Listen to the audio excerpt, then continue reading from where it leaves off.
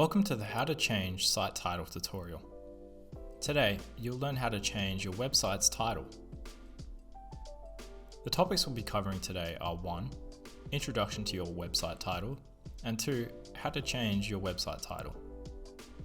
Topic 1. Introduction to your website title.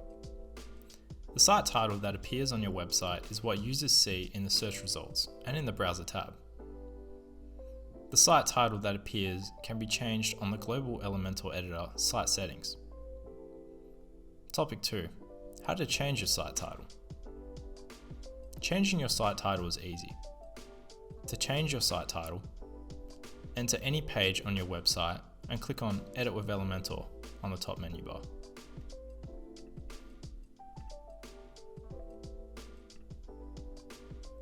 In the left side Elementor Editor panel, click on Site Settings and navigate to Site Identity.